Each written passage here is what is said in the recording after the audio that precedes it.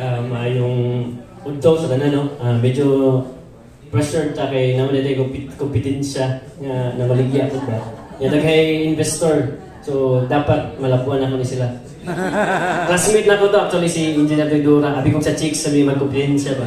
So, karon apil na ni. So this project was initiated tungod sa pagtuol sa industry sa USED, particularly ang Franklin Baker. Nga nanay problema aside sa climbing katong dihasking. So traditionally kanina itong gamit no sa buntanay, common buntanay. So hait nya tan-aw na to delikado jud. Ang problem sa industry kulang na jud kayo mamunutay. Booking na sa mua.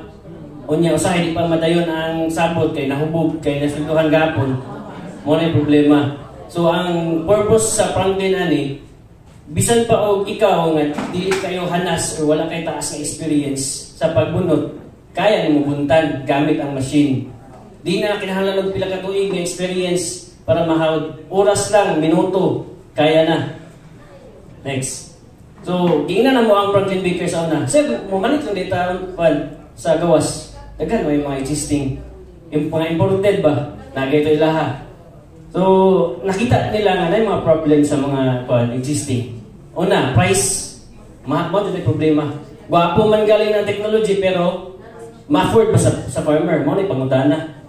And nakita pa nato nga napod tayo mga safety concerns ba. Although sa experience sa uban wala sila na samad or naipit, pero tanaw na to medyo mahadlok na ta. So kana pa lang daan murag ikaw nga gusto mo start tahado na ka. So dapat pangitaan to paagi nga murag ma-entice or maganahan mo gamit ang mga new users.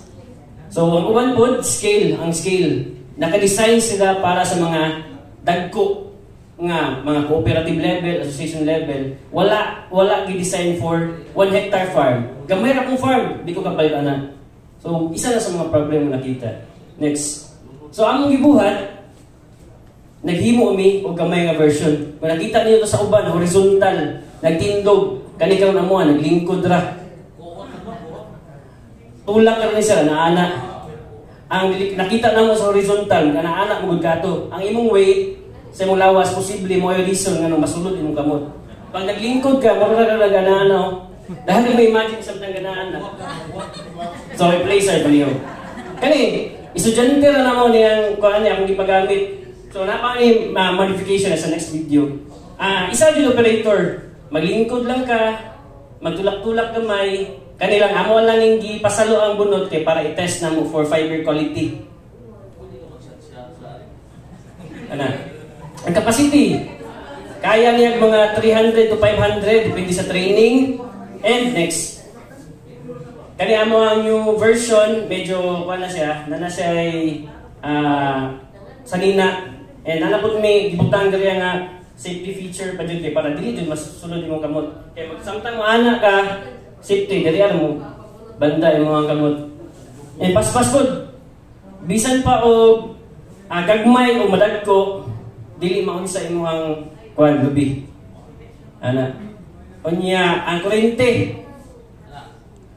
Ang among motor ani 800 watts lang. 800 watts. Gamay kay na 10 pesos per hour ang kuryente. Unya ang among projected nga price ani pohon kay nara sa mga 60. Pwede pa na mo baba jud kay medyo kani magud nga unit di pang over design o ipadak-an din ang mga bakal ba. Pero pwede pa din siya pagamyan nga mugaan. Butang ligid, manginana pa. So ang among ginapaning kamutan mas papabarato pa jud ni. Kay para affordable jud. Mo to useless lagi ang mga gwapo nga technology kung bigyan ma-afford. Next. So next. So mo na among ginatawag nga coconut dehusk care. Husking with care. Thank you.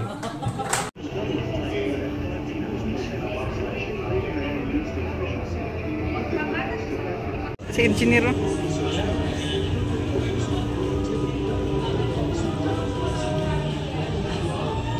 Ako din si Ryan Abenoja from University of Southeastern Philippines, Tago Mabini Campus. Isa ko sa nagbuhat aning device, ang coconut dehusker. So naasay kanang duha lang ka mga major part, ang kaning dehusking ruler o ang duha ka motor sa each side. So unsaon siya para mugana. So ang user ani maglingkod lang, magkuha sa lingkuranan. So lingkod lang siya, kuha og lubi, ibutang diri. So ang madihas ng coconut diri lang matagak dito. Unya ang katong wire sa likod, which is gamiton siya for coco fiber.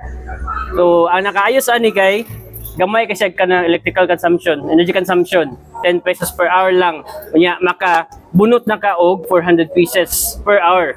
Sa 10 pesos nimo nga energy cost.